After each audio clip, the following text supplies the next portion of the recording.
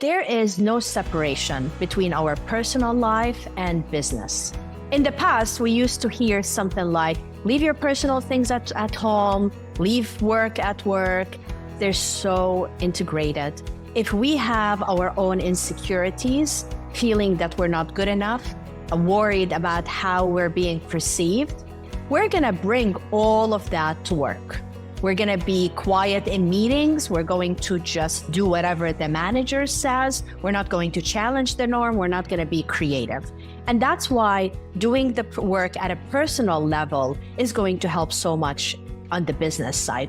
I never linked them before until something happened in my life where I ended up being so sick. After my personal experiences, I shut down all the anger, the misery, the frustration. I just shut it down and I wanted to move on. But then years later, I got very, very sick. There's something called buried emotions never die. So when I look at myself at that time, I was working so hard, day, night, weekends, because I was running away from my emotions. And I thought that by becoming a workaholic, that's a good thing. I linked it to being so ambitious, but it wasn't. It was just escaping and hiding from everything that was happening. So I got very sick and I was forced to just stay home for a month and a half because my body just couldn't work. And at that time, there was no Netflix, or maybe it was still new, so I didn't know about it. So there's so many movies your friends can give you to watch. But it was the best thing ever because it forced me to reflect about my life. And I realized where I was at that time. I was working hard, but I wasn't getting promoted. I wasn't happy with my job. I felt that I wasn't being seen and I wasn't being heard.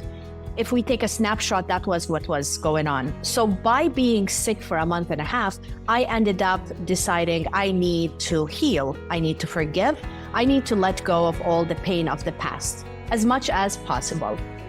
So I started seeking different therapists and healing, and oh my goodness, I explored everything. I was like a kid in a candy store. You took your same hardworking overachiever business self and into the healing.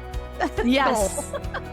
And I laugh about it while my friends at that time were investing in properties and stocks. My income was going to healers. Everything was going to therapists because apparently the ones that were covered by insurance, which would have been amazing, were not the ones that I connected with. What can I say? The more I healed the pain, the insecurities, the frustration, I started feeling lighter. I started feeling happier. I started not attaching my self-worth to work and to promotion. I started doing things because they're the right thing to do. I started treating my team better because I was able to see their pains and their insecurities as I was cleaning my own issues. So guess what happened within less than a year? I got promoted to a leadership role that is global. I was so happy with who I am for the first time. It's continuous work, so I'm still going through therapy and healing.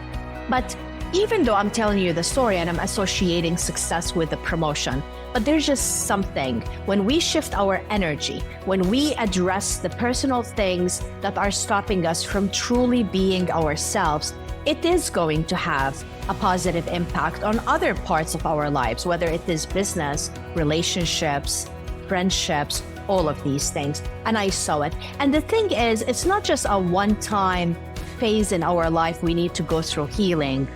Many healers, they compare it to the layers of the onion. And you have to cry with every layer of the onion. So that cleared.